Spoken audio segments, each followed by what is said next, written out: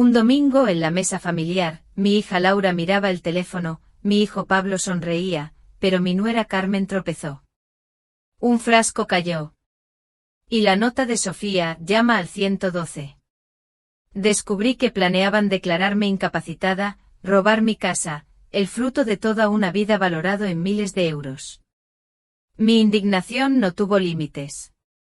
Lo que hice después ellos jamás lo imaginaron.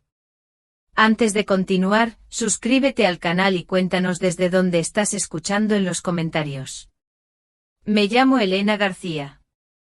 Tengo 66 años. Vivo en una casa preciosa con un jardín que ha visto florecer y marchitarse muchas primaveras. Esta casa, esta que veis, es el testigo silencioso de 45 años de matrimonio, de risas y de alguna que otra lágrima con mi Manuel, mi marido. Él tiene 70. Juntos la construimos ladrillo a ladrillo, sueño a sueño. Siempre pensé que con haber criado a mis hijos, Pablo y Laura, y ver crecer a mi nieta Sofía, ya no tenía nada que lamentar en esta vida. Pero un día me di cuenta de que hay cosas que por mucho que las entregues, no siempre te serán devueltas. Aquel domingo parecía un domingo cualquiera de otoño en el centro de nuestra ciudad. El sol filtrándose por las ventanas del comedor, el aroma a guiso casero que Carmen, mi nuera, había traído. Estábamos todos. Manuel, mi marido, sentado a mi lado, leyendo el periódico como siempre. Pablo, mi hijo, al frente de la mesa, sonriendo, pero esa sonrisa no le llegaba a los ojos. Carmen, su esposa, mi nuera, a su derecha con una amabilidad que siempre me pareció un poco, demasiado estudiada. Y Laura, mi hija, en la otra cabecera, pegada a su teléfono, casi como si el mundo exterior no existiera. Y entre todos nosotros mi pequeña Sofía, de 8 años, mi nieta, tan calladita, tan observadora. El aire en la habitación se sentía pesado. Una tensión invisible como el hilo de una araña que apenas se ve, pero que está ahí. Carmen, con su vaso de agua ya lleno, se levantó con una jarra de cristal. La noté diferente. No era la de siempre. Esta era más pequeña, y solo había en ella, mi agua. Me servía con una delicadeza exagerada, como si cada gota fuera oro líquido. Pero justo cuando iba a sentarse tropezó. No sé si fue con la pata de la silla, o con su propio pie, pero el vaso se tambaleó en su mano. Ella hizo un movimiento brusco para no derramar el agua, y en ese instante, en ese pequeño y fugaz instante, algo resbaló de su bolsillo o de su bolso. Era un frasco pequeño, sin ninguna etiqueta, que rodó bajo la mesa y se detuvo justo a los pies de Sofía. Sofía. Mi pequeña. Ella, que no se perdía un detalle, lo vio. Su mirada de niña asustada, se cruzó con la mía. Pude ver el miedo en sus ojos. Un miedo puro cristalino. Mi corazón dio un vuelco. Unos segundos después, sentí algo rozar mi pierna bajo el mantel. Era una mano pequeña. Mi nieta Sofía me pasó un papelito doblado, arrugado, como si lo hubiera escrito a toda prisa. Mis dedos, ya viejos, temblaron al desdoblarlo. En él, con la letra infantil, casi ilegible, ponía: abuela, llama al 112 ahora mismo. Están echando cosas en tu agua. El mundo se detuvo. Miré a Sofía, que ahora tenía la mirada fija en su plato, como si no hubiera hecho nada. Luego miré a Carmen, que estaba pálida, con los ojos desorbitados, intentando disimular su tropiezo. Y a Pablo, mi hijo, que notó mi cambio de expresión. Su sonrisa se borró de golpe, reemplazada por un ceño fruncido de preocupación. O quizá no era preocupación, era miedo. Y en mi vaso, ese agua. Sentí un sabor amargo metálico que ya había notado otras veces, pero que ahora, con la nota en mi mano, lo entendí.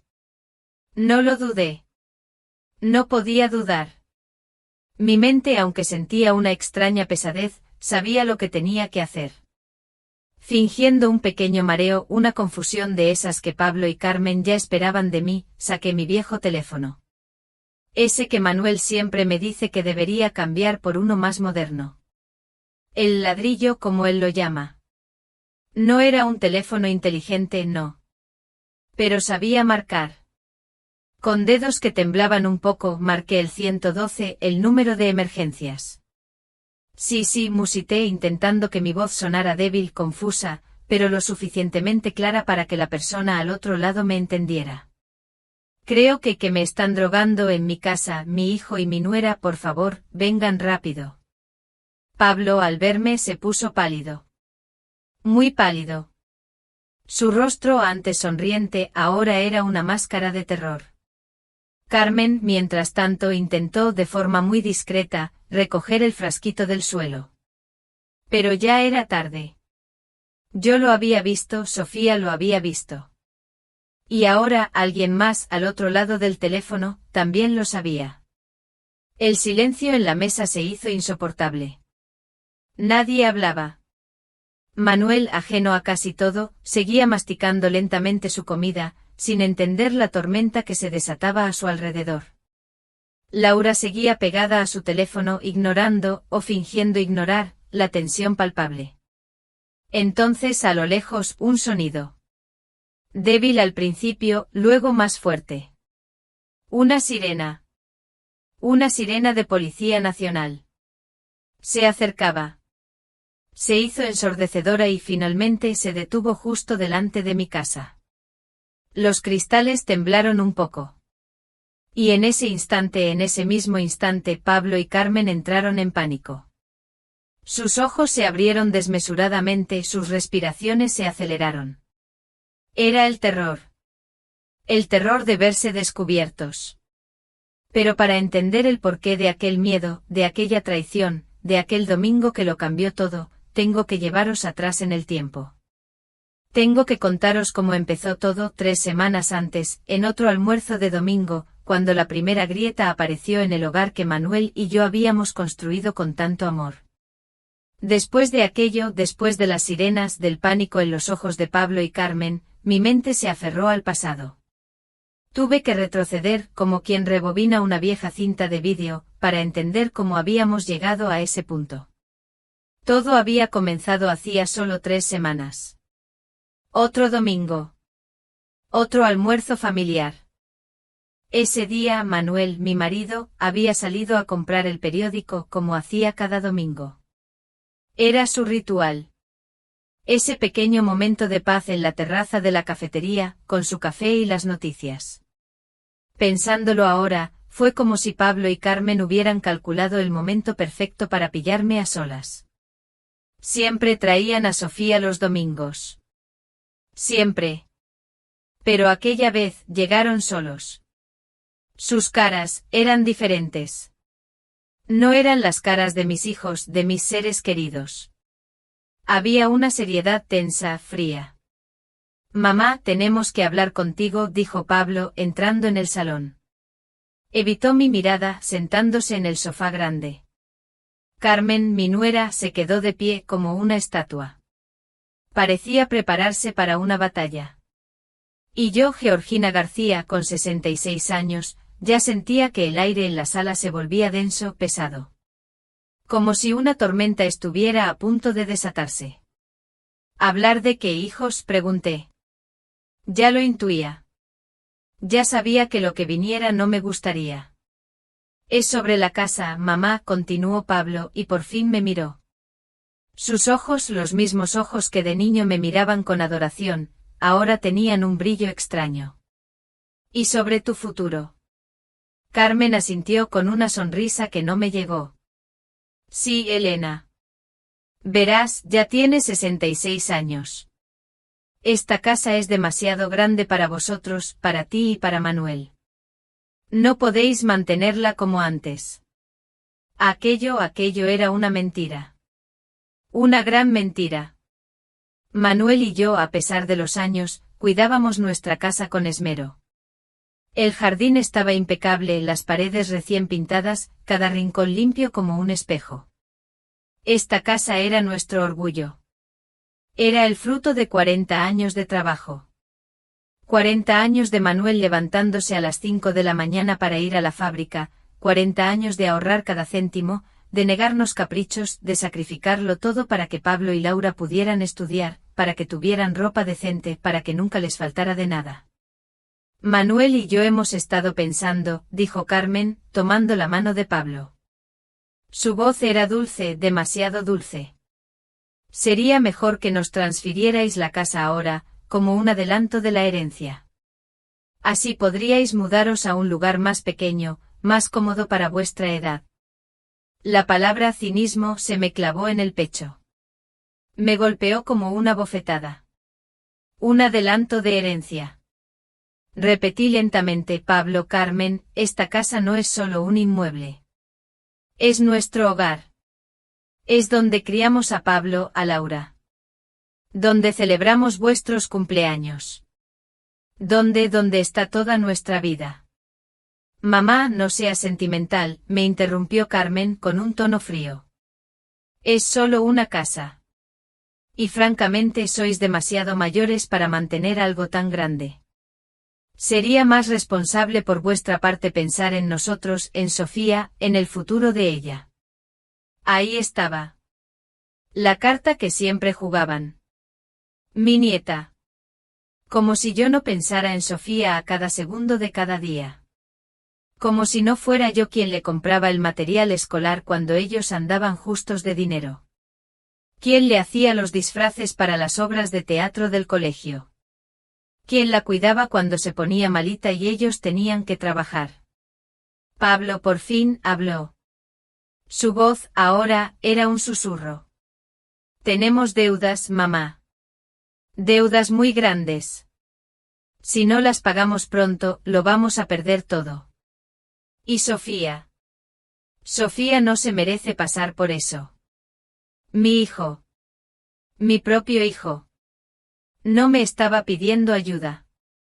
Me estaba exigiendo que les diera mi casa, mi hogar, el lugar donde había construido toda mi vida. Y lo hacía usando a mi nieta como chantaje emocional. ¿Qué tipo de deudas?, pregunté, aunque por la forma en que Pablo evitaba mi mirada, ya tenía una terrible sospecha. Eso no importa, intervino Carmen rápidamente.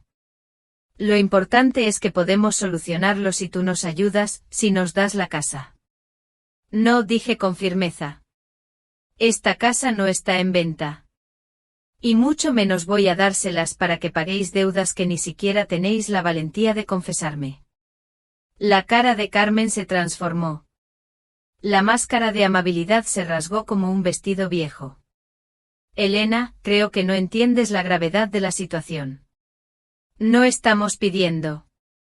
Estamos informando de lo que va a pasar. Perdón, me levanté sintiendo la sangre hervir en mis venas. Mira, vieja, dijo Carmen, y esa palabra salió de su boca como veneno. Tú ya eres mayor. Manuel también. En cualquier momento vais a necesitar cuidados especiales. Vais a estar demasiado senil para tomar decisiones. ¿No te parece mejor hacer las cosas por las buenas ahora? Pablo no dijo nada. Mi propio hijo se quedó callado mientras su esposa me amenazaba en mi propia sala. En ese momento entendí que había perdido a mi hijo hacía mucho tiempo. Carmen se lo había robado, lo había convertido en un extraño que me miraba como si yo fuera un obstáculo en su camino. Fuera, dije con una voz que no reconocí como mía. Fuera de mi casa ahora. Mamá, empezó Pablo. Fuera, grité señalando la puerta. Y no volváis hasta que estéis listos para disculparos y explicarme la verdad sobre esas deudas. Salieron dando un portazo tan fuerte que hizo temblar las ventanas. Manuel llegó 10 minutos después. Me encontró sentada en el sofá, llorando. Con un dolor en el pecho que no sabía si era de rabia o de tristeza. Le conté todo. Manuel se quedó en silencio durante largos minutos, procesando la traición de nuestro hijo. Finalmente tomó mi mano. Elena, algo me dice que esto no va a terminar aquí. Tenía razón. Él tenía toda la razón. Porque 3 semanas después Pablo y Carmen volverían a aparecer en mi puerta, con Sofía, y con sus sonrisas falsas, como si nada hubiera pasado. Como si no me hubieran amenazado, como si no hubieran intentado robarme mi casa. Y ahora, con esa nota temblorosa entre mis dedos, yo entendía que Manuel tenía razón. Esto no había terminado. Solo había empezado. Aquella noche, después de la primera confrontación con Pablo y Carmen, la casa quedó sumida en un silencio extraño. No era el silencio acogedor de siempre, sino uno pesado, cargado. Manuel, mi marido, me había escuchado llorar y me abrazó con fuerza. Él, tan tranquilo, tan de fiar, también estaba destrozado. Pero incluso en el dolor, una pequeña semilla de duda comenzó a crecer en mí. Recordaba ahora con mayor claridad, como si un velo se hubiera levantado, las sensaciones extrañas después de aquel almuerzo dominical. Una niebla. Una ligera confusión, una pesadez en la cabeza que atribuía el disgusto a la edad. Me sentía cansada, sí, pero no como un cansancio normal. Era como si mis pensamientos se movieran a través de una melaza espesa. Y aquel sabor. Aquel sabor amargo que noté en el agua de mi vaso. En aquel momento no le di importancia, pero ahora la semilla de la duda echaba raíces. Los días siguientes fueron una tortura silenciosa. Pablo y Carmen, como si nada hubiera pasado, empezaron a llamarme. No eran llamadas de disculpa, no. Eran llamadas extrañas. Mamá, ¿cómo te sientes hoy? ¿Te has vuelto a olvidar de algo? La voz de Pablo era dulce, pero había algo calculado en ella. Carmen, siempre más directa, preguntaba, Elena, ¿te acuerdas de nuestra conversación del domingo pasado? Parecías un poco confusa. Mentiras. Yo recordaba cada palabra, cada amenaza velada. Pero ellos, con esas llamadas, intentaban reforzar una imagen. La imagen de una Elena senil, una Elena que perdía la cabeza. Y Laura, mi hija, ella también llamaba. Pero sus conversaciones eran siempre rápidas, superficiales. Hola, mamá, ¿todo bien? Estoy un poco liada ahora. Siempre con el teléfono, siempre ocupada. Como si la situación en casa, el dolor de su madre, no fuera asunto suyo. Su indiferencia, su constante mirar el teléfono, era una herida más profunda y silenciosa. Me preguntaba si ella sabía algo, si su apatía era una forma de complicidad.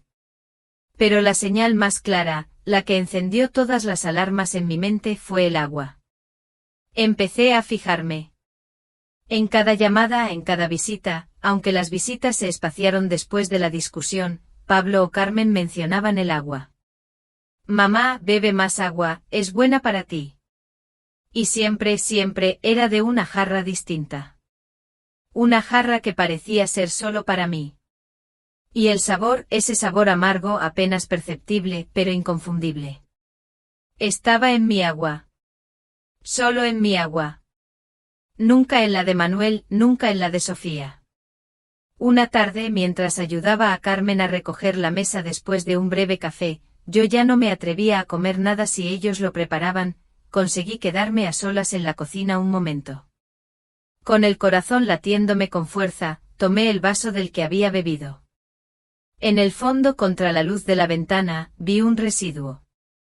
Una motita blanca, casi invisible como polvo fino que no se había disuelto del todo. Aquello no era normal. Mis manos temblaron, pero no de miedo, sino de una rabia fría. No eran imaginaciones mías. Manuel tenía razón. Algo muy malo estaba pasando. Sabía que necesitaba pruebas. Algo más que mi palabra contra la de mis hijos. Así que con disimulo me llevé el vaso a mi habitación. Lo guardé como un tesoro macabro, esperando el momento. Esa misma noche, cuando Manuel ya roncaba suavemente a mi lado, me levanté. La casa estaba en silencio, solo se escuchaba el tic-tac del viejo reloj del pasillo. Fui a mi escritorio y saqué mi teléfono ladrillo. El que Manuel se empeñaba en que cambiara. Gracias a Dios no lo había hecho. Un teléfono inteligente me habría parecido demasiado complicado en ese momento. Me puse las gafas de leer y con los dedos torpes empecé a buscar en Internet. Busqué sobre medicamentos que causan confusión, síntomas de pérdida de memoria repentina, laboratorios privados para análisis de sustancias. Mi mente, a pesar de la pesadez, trabajaba a toda velocidad. Encontré información. Información sobre laboratorios forenses independientes en la ciudad, que ofrecían análisis toxicológicos sin necesidad de una orden médica. Prometían resultados en 48 horas y, lo más importante, absoluta discreción. El corazón me dio un vuelco. Tenía un camino. Tenía una forma de saber la verdad. Tenía que ser cuidadosa. Muy cuidadosa. Si Pablo y Carmen sospechaban algo, la situación podría empeorar rápidamente. Pero no iba a quedarme de brazos cruzados. No. Iba a luchar.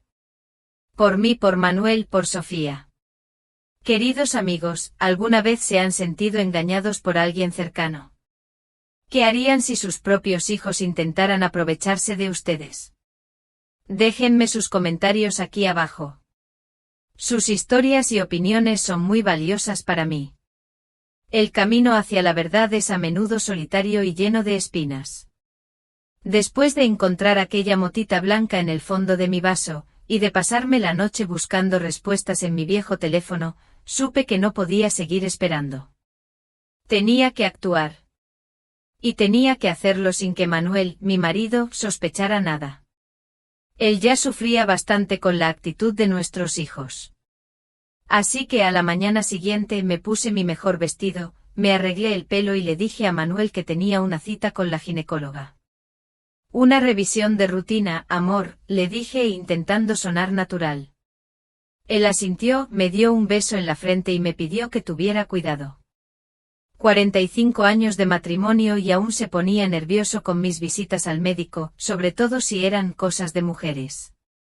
Lo que no sabía es que mi primera parada no era la consulta de un médico, sino un laboratorio. El laboratorio forense privado estaba en el centro de la ciudad, en una calle discreta. La recepcionista, una mujer joven con gafas de montura roja, me recibió con una sonrisa profesional. Buenos días, señora, ¿en qué podemos ayudarla? Saqué el pequeño frasco con el residuo del vaso, la misma motita blanca que había guardado. Necesito que analicen esto, dije, notando cómo mi voz sonaba más firme de lo que me sentía. Creo que alguien ha puesto algo en mi bebida. La recepcionista no pareció sorprendida. Seguramente ya había visto casos similares. Me preguntó si tenía alguna idea del tipo de sustancia. Algo que cause confusión, somnolencia, pérdida de memoria, un sedante quizás. Ella anotó todo con seriedad. El análisis completo cuesta 450 € y tendremos los resultados en 48 horas. Necesita un informe oficial para procesos legales. Sí, por favor, respondí. Lo más detallado posible. Pagué en efectivo y guardé el recibo. En 2 días tendría la prueba científica de que me estaban drogando. El tiempo se arrastró. Cada llamada de Pablo o Carmen, cada palabra melosa, cada pregunta sobre mi confusión, me revolvía el estómago. Y seguían insistiendo en que debíamos consultar al doctor Ricardo Vidal. Recordaba que Pablo lo había mencionado en la discusión inicial. Así que mientras esperaba los resultados del laboratorio, volví a mi teléfono viejo. Busqué al doctor Ricardo Vidal. Y lo que encontré me heló la sangre. El doctor Vidal había sido sancionado 3 veces por el Colegio de Médicos en los últimos 5 años. Una vez por facturar servicios no prestados. Otra por diagnosticar condiciones inexistentes. Y una tercera por recetar medicamentos sin justificación médica. Era exactamente el tipo de médico corrupto que Pablo y Carmen necesitarían para su plan. Pero encontré algo aún más escalofriante, una noticia de hacía 2 años sobre un caso judicial donde el doctor Vidal había sido demandado por una familia que alegaba que él había diagnosticado falsamente demencia a su padre para favorecer a un hijo que quería quedarse con la herencia. El caso había sido archivado por falta de pruebas, pero los detalles eran aterradores. Era exactamente lo mismo que estaban planeando hacerme a mí. Tomé capturas de pantalla de todo y las guardé en una carpeta nueva en mi teléfono. Tenía que documentar cada detalle. Luego busqué información sobre grabaciones secretas y evidencias legales en España. Descubrí que en nuestra comunidad una persona podía grabar conversaciones donde estuviera presente, sin el consentimiento de los otros participantes.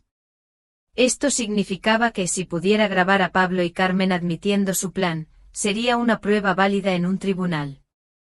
Mi siguiente paso fue crucial. Tenía que ir a ver a Javier Ruiz, mi abogado. Lo conocía desde hacía más de 20 años.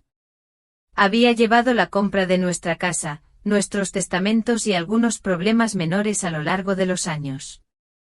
Elena, qué sorpresa verte, me recibió Javier en su despacho. Sus ojos, normalmente amables, mostraban una preocupación genuina. ¿Cómo estáis Manuel y tú? Javier, dije sintiendo un nudo en la garganta. Necesito tu ayuda con algo muy serio. Le conté toda la historia. Desde la primera discusión sobre la casa, las amenazas veladas, los almuerzos extraños, el sabor amargo en el agua, hasta lo que había descubierto sobre el doctor Vidal y el laboratorio. Javier me escuchó sin interrumpir, pero vi cómo su expresión se endurecía con cada detalle. Elena, esto es muy grave, dijo finalmente. Lo que me describes constituye varios delitos: intento de fraude, administración de sustancias sin consentimiento, conspiración para cometer fraude documental. Abuso a personas mayores. ¿Qué puedo hacer para protegerme?, pregunté. Primero vamos a revisar tu testamento y tus poderes legales, me explicó.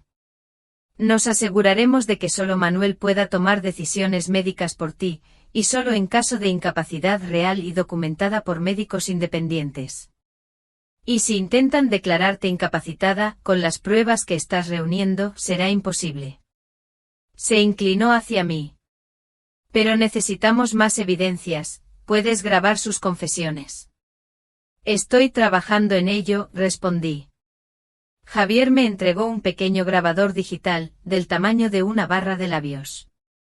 Este graba hasta 8 horas continuas. La calidad es excelente y es completamente legal usarlo en conversaciones donde tú estés presente. También me dio una tarjeta con el número de una detective privada. Si necesitas ayuda adicional para recabar pruebas, Isabel Vega es la mejor. Muy discreta, muy profesional. Salí de la oficina de Javier sintiéndome más preparada, sí, pero también más nerviosa. Mi nieta Sofía había confiado en mí. Ahora, yo tenía que ser más lista que ellos. Tenía la verdad. Ahora solo faltaba que la justicia la escuchara. El teléfono sonó la mañana del lunes. Era Pablo. Su voz, extrañamente animada, me pareció aún más falsa después de lo que había descubierto. Mamá, buenas noticias. He conseguido una cita con el doctor Ricardo Vidal para el miércoles a las 2 de la tarde. Es en una clínica privada preciosa en el centro de la ciudad. Mi corazón dio un vuelco. El doctor Vidal. El médico corrupto. La red se estaba cerrando. El miércoles musité intentando que mi voz sonara un poco dispersa, como si me costara procesar la información. Ah, sí. ¿Es necesario, hijo? Es muy necesario, mamá, respondió Pablo, y esta vez, el tono era un poco más firme, casi impaciente. Después de lo que pasó el domingo pasado, Manuel y yo estamos muy preocupados por ti. Queremos que él también venga. Para que se sienta cómodo con el médico y para que participe en las decisiones, por si necesitas cuidados especiales. Cuidados especiales. Una forma elegante de decir residencia. Lo sabía.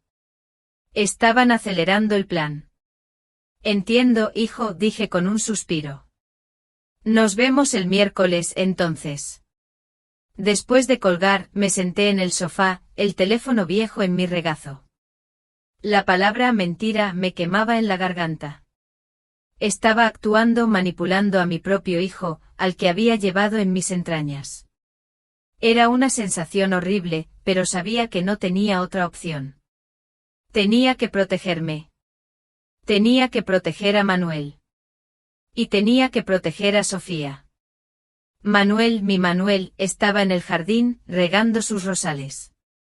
Un hombre tranquilo, confiado. Quizás demasiado confiado. Me dolía tener que hacerle dudar de mí, de su esposa de toda la vida. Pero era indispensable. Necesitaba que él fuera mi escudo, mi aliado. Cuando entró, le pedí que se sentara conmigo en el salón. Su mirada, tan llena de amor y preocupación después del episodio del domingo, me rompió el alma.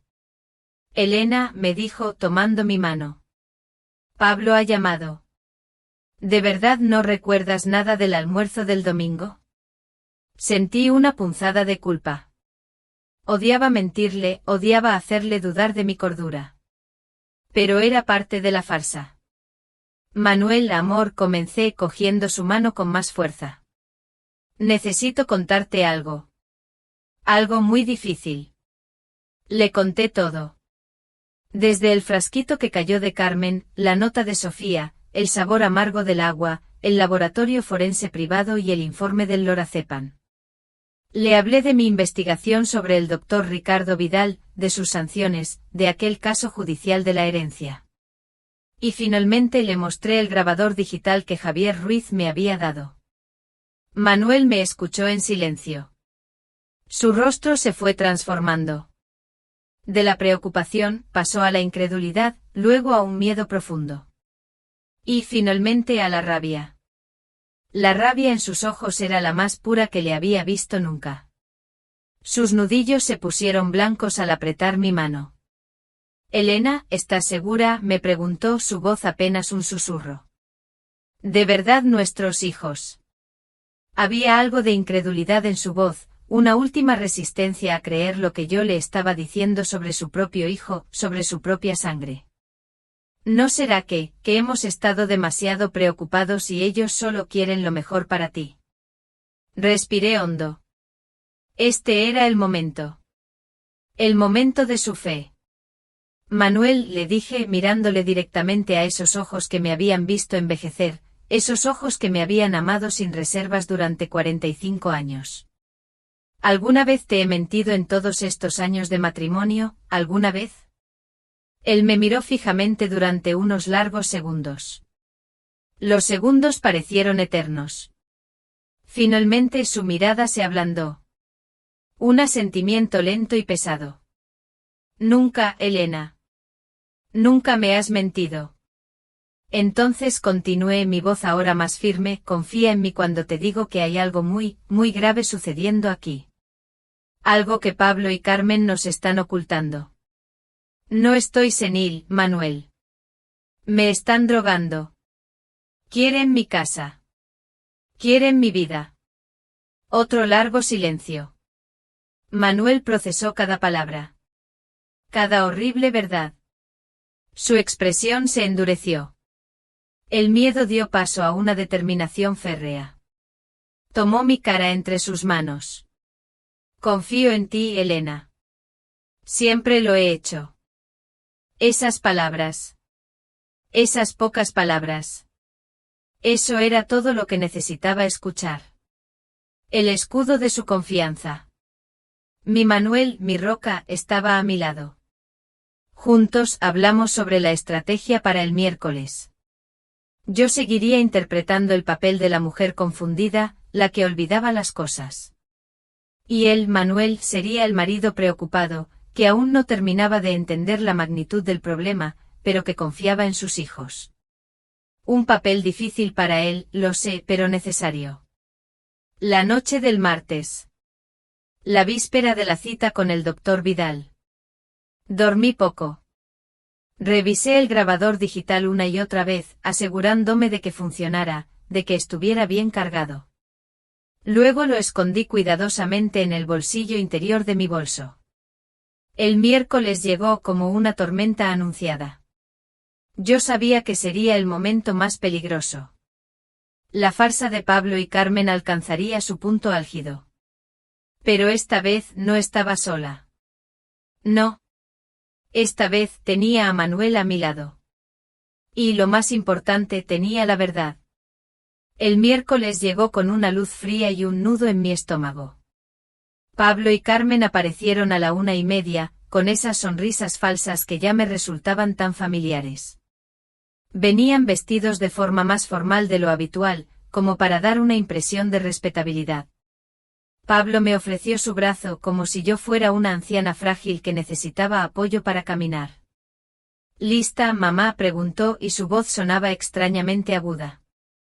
Lista, hijo, respondí, asegurándome de que el grabador digital que Javier me había dado estuviera bien escondido en el bolsillo interior de mi bolso. Manuel nos acompañó en silencio, pero pude sentir su atención. Mi marido era un hombre intuitivo. Algo le decía que aquella consulta no era lo que parecía. La clínica privada del doctor Ricardo Vidal estaba en un edificio moderno en el centro de la ciudad, en la 14ª planta. La sala de espera era lujosa, con sillones de cuero crema y revistas de moda. Todo estaba diseñado para transmitir una impresión de éxito y confianza. Un telón de fondo perfecto para la farsa que íbamos a presenciar. Señora Elena García, anunció Pablo a la recepcionista, una mujer mayor con el pelo perfectamente peinado y una sonrisa profesional. Claro, el doctor Vidal les está esperando. Nos condujeron a un consultorio espacioso. Diplomas enmarcados cubrían una pared entera, como un intento desesperado de validar al hombre que iba a sentarse frente a nosotros. El doctor Vidal era un hombre de unos 50 años, con el pelo canoso pulcramente peinado y una sonrisa que nunca llegaba a sus ojos. Exactamente lo que esperaba de un médico dispuesto a falsificar diagnósticos por dinero. Señora García, es un placer conocerla, dijo, estrechando mi mano con un apretón que duró demasiado. Su hijo me ha contado sus preocupaciones. Doctor, intervino Pablo inmediatamente ansioso por tomar las riendas.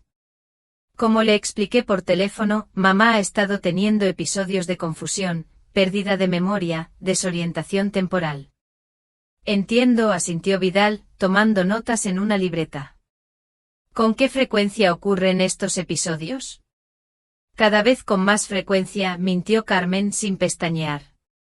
El domingo pasado, sin ir más lejos. No recordaba haber almorzado con nosotros apenas una hora después. Manuel se removió incómodo en su silla. Doctor, yo vivo con Elena todos los días y no he notado. Es normal, interrumpió Vidal rápidamente con una sonrisa condescendiente. Los familiares que conviven a diario con el paciente a menudo no notan los cambios graduales. Son los familiares que visitan ocasionalmente los que detectan el deterioro. Qué conveniente.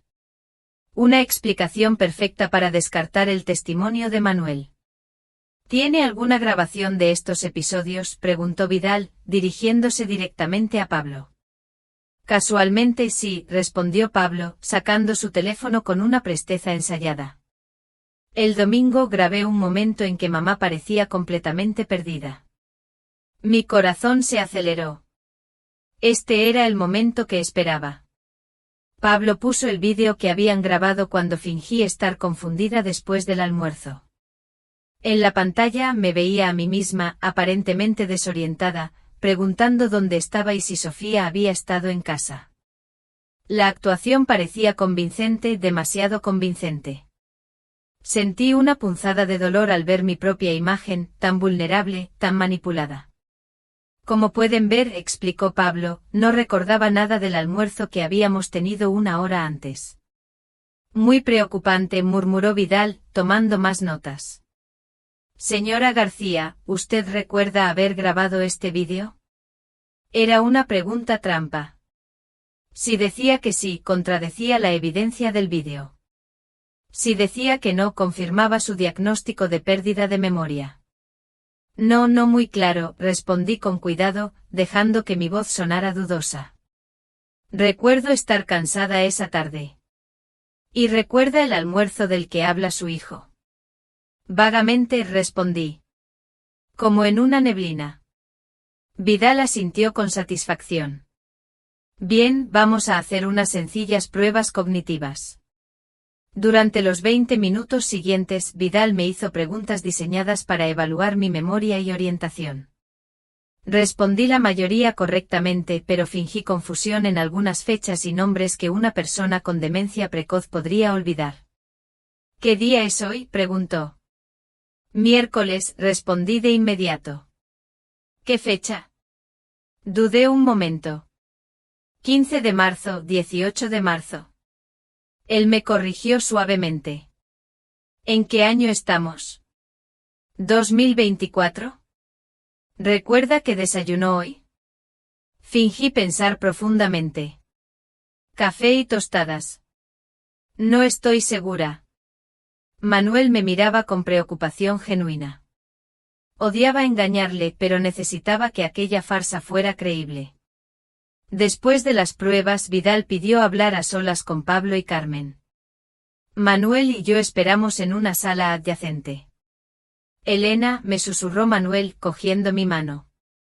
¿De verdad no recordabas el desayuno? Comiste avena con fresas. Confía en mí, le susurré de vuelta. Todo va a salir bien. A través de la puerta entreabierta, pude escuchar fragmentos de la conversación en el consultorio.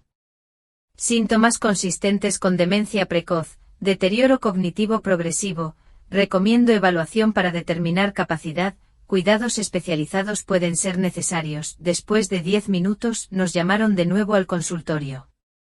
Vidal tenía una expresión grave que parecía ensayada. Señora García, basándome en mis observaciones y en las pruebas que hemos realizado, tengo algunas preocupaciones sobre su función cognitiva. ¿Qué tipo de preocupaciones?, preguntó Manuel, ya visiblemente afligido.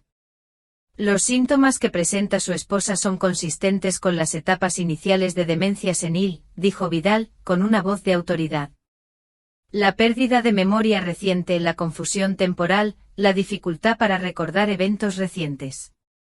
¿Está seguro? Manuel parecía devastado. Necesitaríamos realizar más pruebas para confirmar el diagnóstico, continuó Vidal.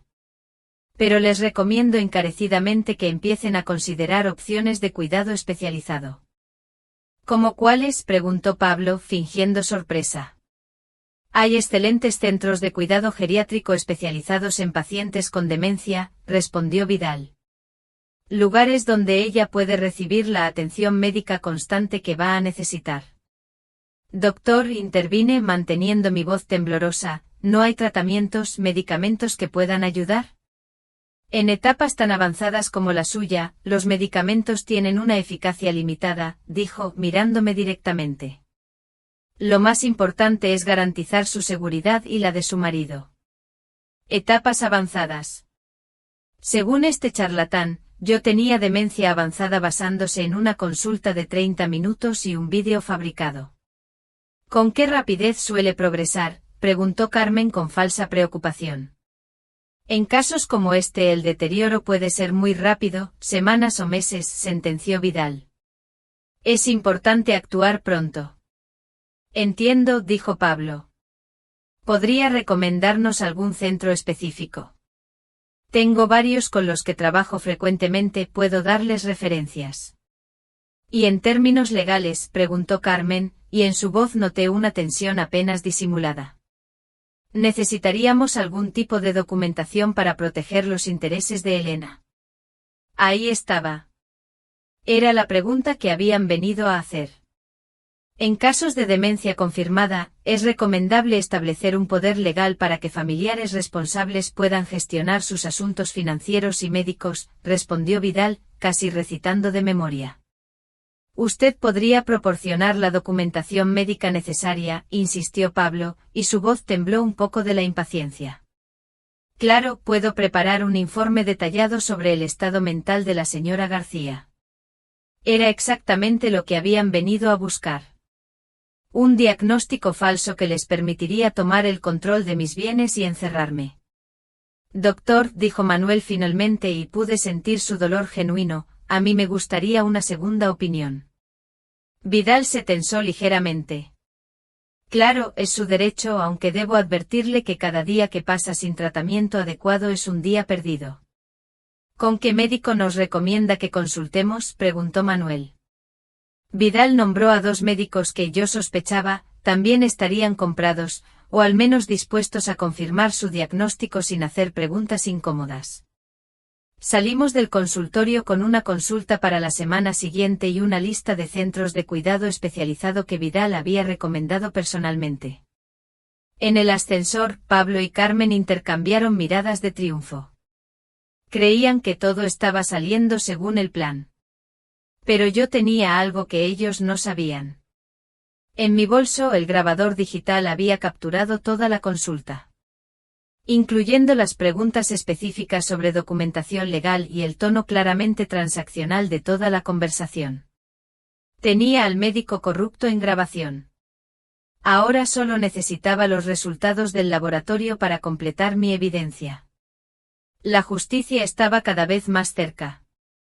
Aquella misma tarde, mientras Manuel echaba una siesta, intentando asimilar la devastadora noticia del supuesto diagnóstico, recibí una llamada. Un número desconocido. Señora García, le llamamos del laboratorio forense privado. Tenemos los resultados de su muestra. Mi corazón se aceleró. ¿Qué habían encontrado? ¿Qué es?, pregunté con la voz apenas un susurro. La sustancia que nos trajo contiene lorazepam en concentraciones significativas, me informó la voz al otro lado del teléfono. Es un medicamento ansiolítico que en las dosis detectadas puede causar confusión, pérdida de memoria temporal y somnolencia. Lorazepam. Me estaban drogando. Con un medicamento psiquiátrico. Aquello explicaba perfectamente todos los síntomas que ellos habían estado documentando. ¿Es peligroso?, pregunté. En las concentraciones que detectamos no es letal, pero definitivamente alteraría su comportamiento y cognición. Necesita que preparemos un informe oficial. Sí, por favor, respondí. Lo más detallado posible. Estará listo mañana por la mañana. Puede retirarlo después de las 10. Colgué el teléfono con las manos temblando, pero esta vez de emoción, no de miedo. Tenía la prueba científica de que me estaban envenenando sistemáticamente. Mi ira, antes contenida, ahora ardía con fuerza. Ya no era una madre dolida, era una mujer a la que intentaban robar su vida, y no lo iba a permitir. A la mañana siguiente, jueves, Pablo volvió a llamar. Mamá, ¿cómo te sientes después de la consulta de ayer? Su voz, una vez más, intentaba sonar preocupada. Confusa, admití. Y no era del todo mentira. El médico dijo cosas muy preocupantes.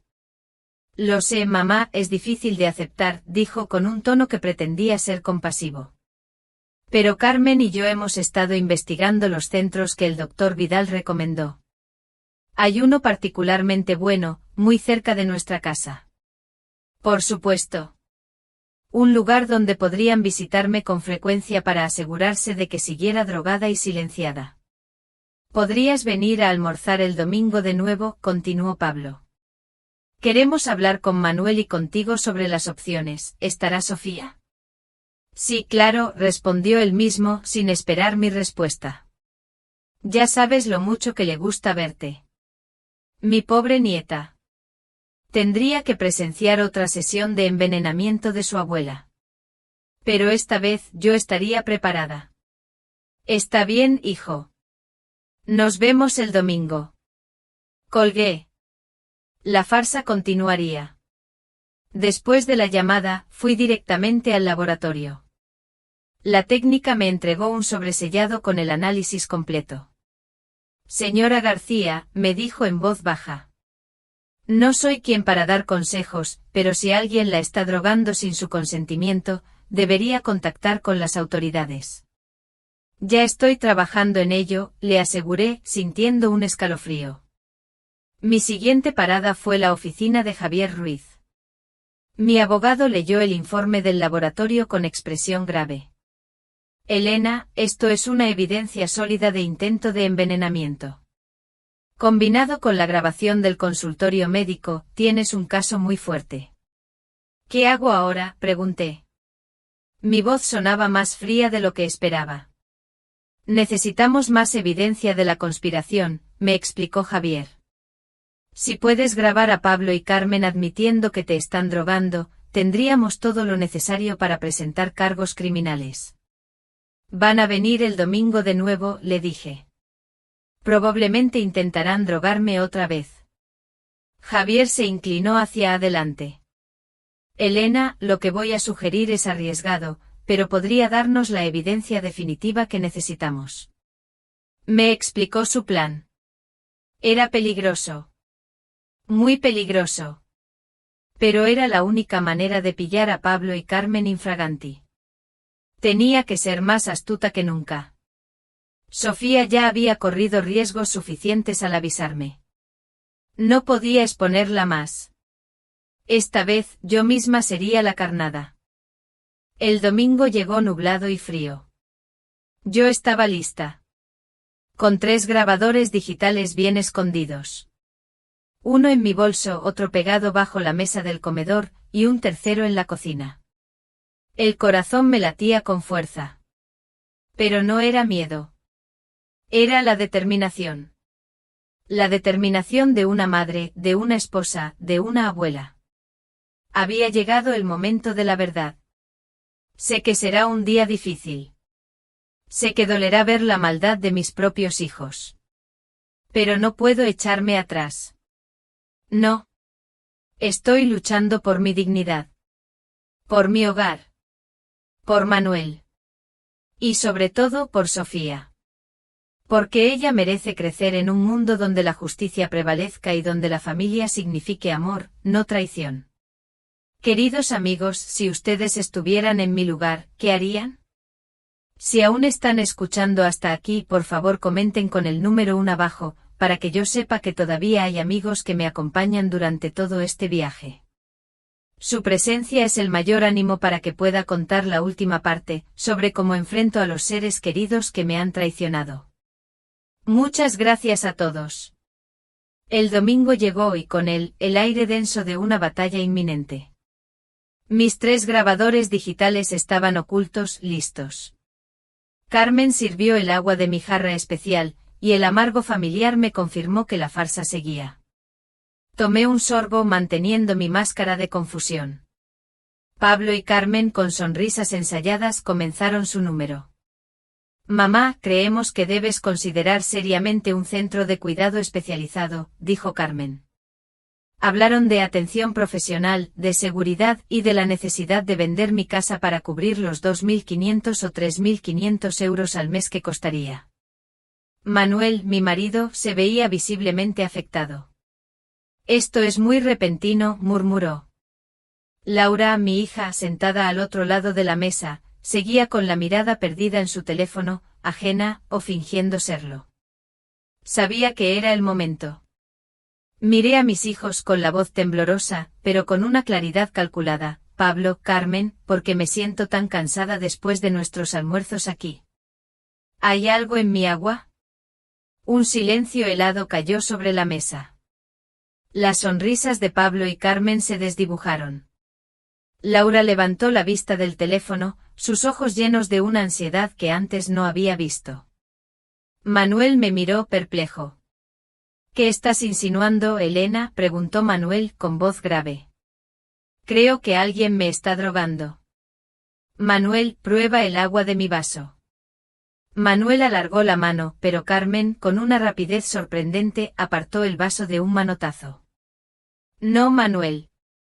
Podrías contagiarte si tiene algún virus. Su excusa barata solo alimentó mi furia. ¿Desde cuándo te preocupas tanto por mi salud, Carmen?, repliqué con frialdad. ¿O es que quieres encerrarme en una residencia para vender mi casa? Mamá, estás enferma, gritó Pablo, su rostro enrojecido. No sabes lo que dices. Me puse de pie sintiendo una fuerza que no creía tener. Sé exactamente lo que digo. Sé que me habéis estado drogando durante semanas. Sé que habéis planeado declararme incapacitada. Y sé que el doctor Ricardo Vidal es un fraude que habéis comprado para que firme un diagnóstico falso. Manuel me miraba en shock, pero sus ojos también mostraban una comprensión dolorosa. Elena, ¿estás segura? Completamente segura. Pablo se volvió hacia su padre, intentando una última manipulación. Papá, mamá está teniendo delirios. El doctor Vidal nos lo advirtió. Pero en ese instante Sofía, mi nieta valiente, habló. Su voz, pequeña pero firme, rompió la última barrera. Ella no está delirando. Yo les escuché hablar. Mamá Carmen le dijo a papá Pablo que ya era hora de darle más medicina a la abuela para que se confundiera más. Para que el médico les diera papeles y se quedaran con la casa. Pablo y Carmen se quedaron petrificados, sus caras pálidas de horror al ver a su hija traicionarlos. Pablo, Carmen, ¿qué diablos está pasando aquí?, rugió Manuel, y nunca le había visto tan enfadado. Carmen intentó balbucear una excusa sobre calmarme. Pero Pablo, desesperado, gritó la confesión que yo necesitaba. Era la única manera. Nunca hubieras aceptado mudarte voluntariamente. ¿Así que admites que me has drogado?, pregunté con calma mortal. Pablo se dio cuenta de su error, pero ya era tarde. Mi hijo murió el día en que decidió envenenar a su propia madre. Manuel, con una furia silenciosa, marcó el 112. Necesito denunciar intento de envenenamiento y fraude contra personas mayores, dijo con voz firme. Pablo y Carmen se miraron con desesperación. Sabían que su juego había terminado. La justicia estaba en camino, pero sabía que lo más difícil aún estaba por venir. Reconstruir mi vida sin el hijo que había perdido. Y proteger a Sofía de los padres que habían demostrado ser capaces de cualquier cosa por dinero. Los 15 minutos de espera hasta la llegada de la Policía Nacional se hicieron eternos. Pablo y Carmen, desesperados, intentaron seguir negándolo todo, acusándome de delirios. Sofía, aferrada a mi mano, susurraba su miedo por sus padres. Cuando el inspector Ramón Ortega y la agente Marta Serrano llegaron, el caos dio paso a un orden frío y profesional. Les entregué todas mis pruebas, el informe del laboratorio sobre el lorazepam, las 3 grabaciones, incluida la confesión de Pablo y Carmen, y las capturas de pantalla del doctor Ricardo Vidal. Manuel también dio su testimonio. Pablo y Carmen seguían negándolo, pero sus caras pálidas no engañaban. Laura, mi hija, se mostró arrepentida al ver la magnitud del desastre, pero mi corazón aún estaba demasiado herido para perdonar. La asistenta social Ana Morales entrevistó a Sofía, quien, con una valentía asombrosa, repitió su testimonio. Poco después el doctor Ricardo Vidal fue llamado. Al escuchar las grabaciones, también fue arrestado por fraude médico. El inspector Ortega anunció formalmente los cargos: envenenamiento, conspiración para cometer fraude y abuso a personas mayores. Las esposas se cerraron alrededor de las muñecas de Pablo y Carmen. Carmen lloró, no de remordimiento, sino de autocompasión. Mi madre está enferma, delira, gritó Pablo mientras lo sacaban. Ahorra tu energía, Pablo, le dije con una frialdad que me sorprendió. La necesitarás para tu defensa. Fue mi adiós. La asistenta social Ana Morales se acercó para hablar de Sofía. Manuel y yo, unidos, pedimos su custodia. Argumentamos la valentía de Sofía y la necesidad de evitarle más trauma. Ana Morales accedió a una custodia temporal de 30 días, con visitas semanales y terapia psicológica para la niña. Sentados en el salón después de que todos se fueron, la casa se sentía diferente, limpia de una contaminación invisible. Sofía me preguntó si estaba triste por sus padres. Estoy triste por el hijo que pensé que tenía, respondí con honestidad, pero no estoy triste porque ahora estamos seguros. Sofía se culpaba, pero Manuel y yo la tranquilizamos. Tú no destruiste nada, mi amor. Tú lo salvaste todo. Hiciste lo correcto. Esa noche Manuel me confesó que al principio, había dudado de mi memoria. Lo sé, le dije, era parte de su plan. Pero al final, mi verdad prevaleció. Ahora vamos a reconstruir, le dije mirando a Sofía dormir en su habitación improvisada. Y vamos a asegurarnos de que Sofía crezca sabiendo que siempre se debe hacer lo correcto. Dormí mejor que en meses. La justicia había llegado. Y mi verdadera familia, la que me amaba, estaba a salvo. 6 meses después el jardín de mi casa es un remanso de paz. Sofía juega con Canela, su nuevo cachorrito, y el sol de la tarde acaricia las flores. Me siento en paz. El juicio terminó hace 3 semanas. Pablo fue sentenciado a 2 años de prisión por envenenamiento y fraude. Carmen a 18 meses. El doctor Ricardo Vidal perdió su licencia y pagó una multa de 20.000 euros.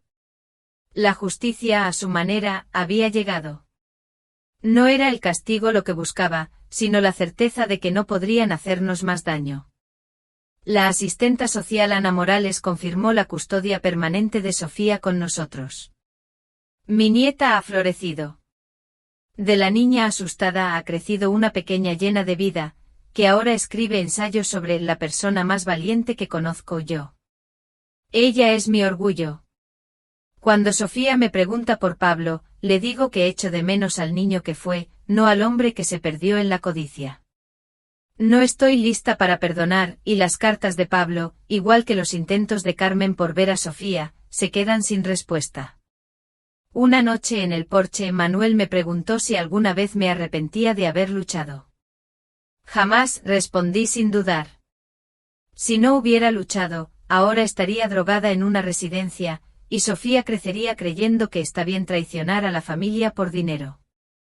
No fui valiente por no tener miedo, sino por hacer lo correcto a pesar de él. Manuel me tomó la mano. Miré hacia la ventana de Sofía y hablé del futuro. Veremos a una niña extraordinaria crecer, le enseñaremos que la familia real es la que ama incondicionalmente. Envejeceremos juntos en nuestra casa, rodeados de amor verdadero. No será perfecto, pero será real. Será honesto.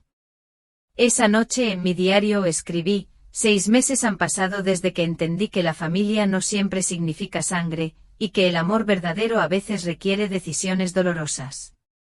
Sofía me enseñó que el coraje nace del corazón y que hacer lo correcto siempre vale la pena. No me arrepiento de nada.